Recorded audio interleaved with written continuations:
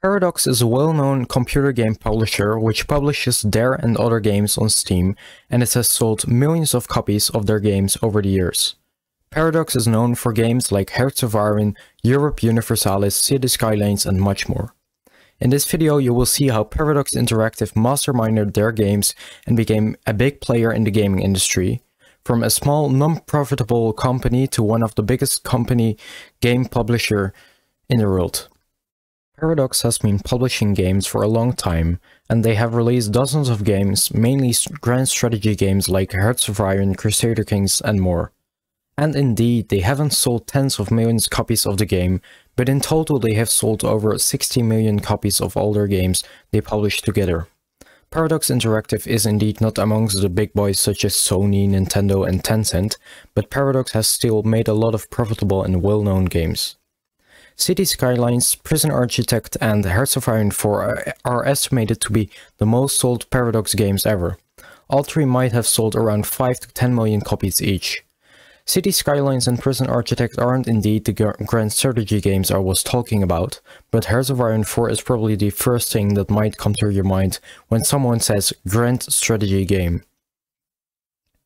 The last published grand strategy game is Victoria 3, which might has already sold around 500,000 to 1 million copies within just 1 week. It's not the insane amount of like GTA 5 got, but it's still quite a lot. The reason that Paradox games are just sold so much is because of their great marketing. Paradox has made quite a lot of grand strategy games, and when they are planning to release one, they come first with a trailer and a time that people can see it on Steam, like with Victoria 3. The Victoria 3 trailer hyped people, which would get excited for the new Paradox game. But even before the trailer, they got a large fanbase due to their predecessors, in this particular case Victoria 2, which has sold between 1 and 2 million copies.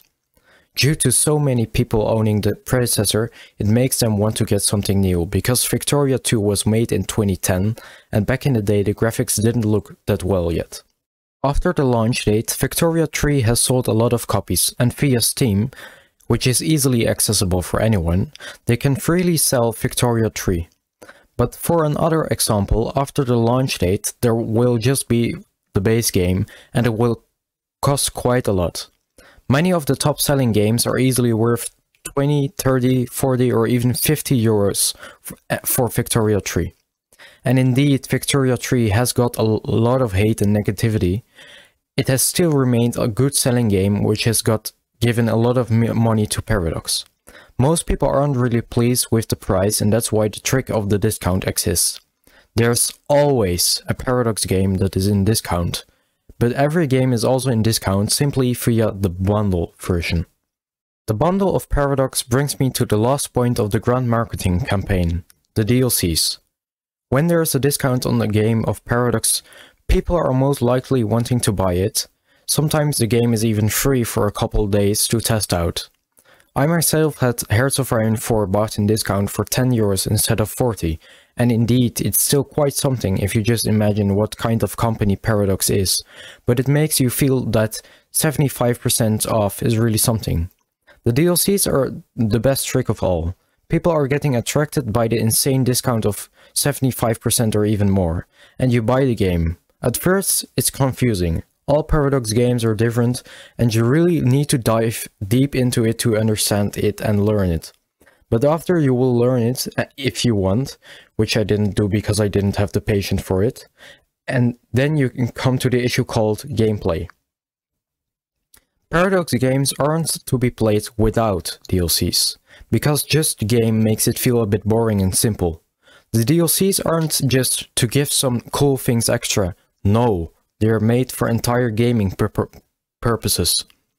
There are unique and needed game mechanics in some of the DLCs which contain such viable things that you want for your gaming experience that you want to buy it. And if you buy the DLC, you want another one, and that's the loop. When you get into a Paradox game, you either just play it in some time you want and get so bored, or leave the game forever because you don't want to learn it, or get the full gaming experience and buy all the DLCs.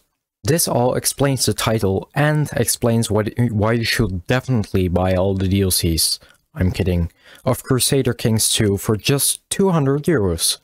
To be honest, there are plenty of good games, and Paradox has made some incredible games like Hearts of Iron 4 and Europe Universalis. But indeed, marketing and smart capitalists going for DLC hunting isn't always the best combo.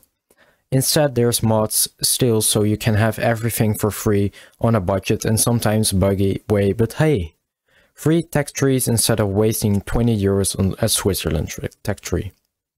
I hope you like this more informative video style. I don't know, I just wanted to do it, so if you want to see more of me explaining like some shit about games or history or other stuff, just tell me and I might want to look at it. Anyways, for now, see ya.